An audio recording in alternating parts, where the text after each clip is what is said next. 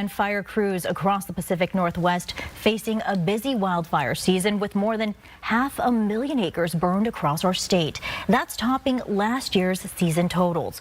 To the north, thousands of our neighbors are under evacuation orders, and this comes with more than 100 confirmed wildfires now burning across western Canada.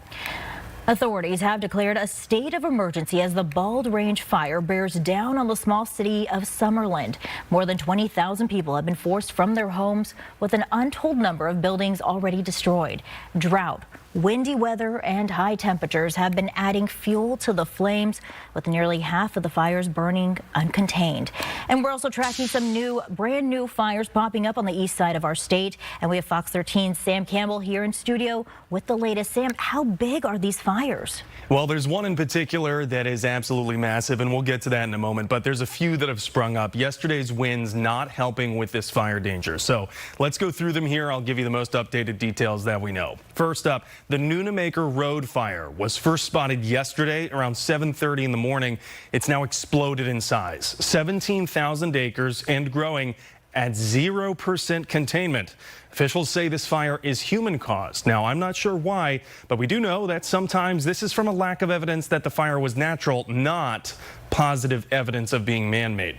So I've reached out for more information there, but for now, let's turn to the Little Goose fire burning dozens of miles away across the Snake River. This one also popped up on Friday evening at 10 acres, but by yesterday afternoon, grown to 7,500 acres, 0% containment there too. And again, officials labeling this a human-caused fire. So if you're living near Pullman or you're a student headed back for fall semester a bit early, you might want to keep an eye on this next one.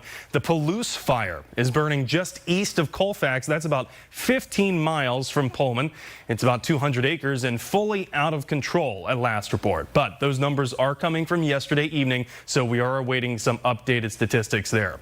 Firefighters don't know whether this one was naturally caused. Now let's jump across the mountains to the west side of this state. Take a look at this video. One of our reporters' family members took this video aboard a Delta flight yesterday. It's the Grand Park 2 fire burning on Mount Rainier. It's at 245 acres at last check. Those numbers coming in yesterday evening around 6:20 p.m. It has shut down Route 410 to Sunrise and the White River areas. So not exactly welcome news if you were planning on going for a hike or going camping there, but people living near Enumclaw and Bonnie Lake also feeling a bit anxious given the lack of precipitation in the forecast.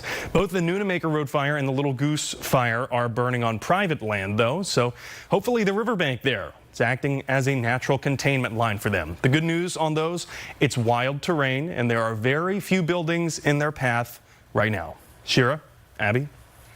All right, Sam, thank you so much for that update. We'll keep watching it. Now, we do have some encouraging signs that a trio of wildfires burning in northern Spokane are slowly getting under control. So the Old Trails fire made headlines after the man accused of setting that now faces 5 counts of first-degree arson. That fire is at about 3,000 acres. The Old Trails fire is also about 43% contained. Just north of the Old Trails fire, the Autumn Lane fire is at 5,700 acres with containment running at about 61%. A third fire near Spokane, the Fairview fire, has burned just under 1,000 acres. Authorities say that fire is at about 43% contained.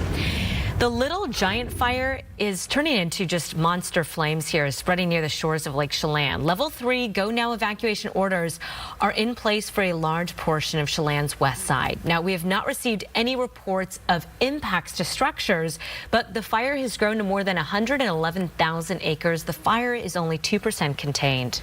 And yesterday we told you about the Grand Park 2 fire. At last check, it's 245 acres in a rugged area and has no containment.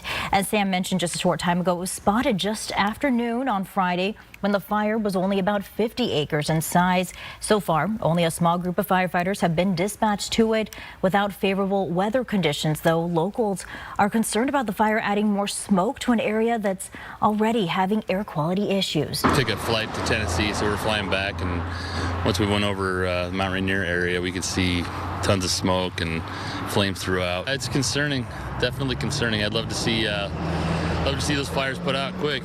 We're praying for rain for sure. The next 24 to 48 hours could determine how this fire grows or if firefighters are able to get an upper hand. In Oregon, the big grass fire is now the 32nd largest wildfire in the U.S.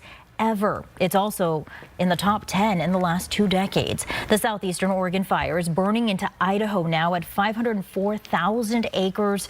It's 41% contained. Emergencies are in place in Idaho's Owyhee County. All right, and let's get right over to meteorologist Abby Oconee, because Abby, you've been tracking these fire conditions. Yeah. Definitely something top of mind for so many right now across our state. Yeah, absolutely. I mean, we no longer have red flag warnings for eastern Washington like the last 2 days, but fire danger is still elevated, though a notch lower today. Air quality locally is good. We're in the green. We love to see that in western Washington, but also feeling for our friends east of the Cascades, where ongoing hazardous air is happening in the purple dots that you see here. Now, the Yakima Valley, you're going to fare much better compared to communities up to the north and the northeast. Here in western Washington, like I've mentioned, there might be minor amounts of haze in our skies. We can't rule that out, but in general, I'm expecting air quality to, for the most part, stay good. At worst, in the next few days, maybe dropping to moderate, but we're doing okay. We're breathing in clean air, and we love it. Upper 50s right now. We're going to hang out in the 70s today through Wednesday. Low 80s return on Thursday. Friday, 85 and 83 on Saturday. At this point in time, I'm expecting air quality to stay all right all the way through Wednesday, if not Thursday. We'll see if there are any changes Friday and Saturday. That is a look at your updated 70 forecast, Shira. I'll go ahead and send it back to you.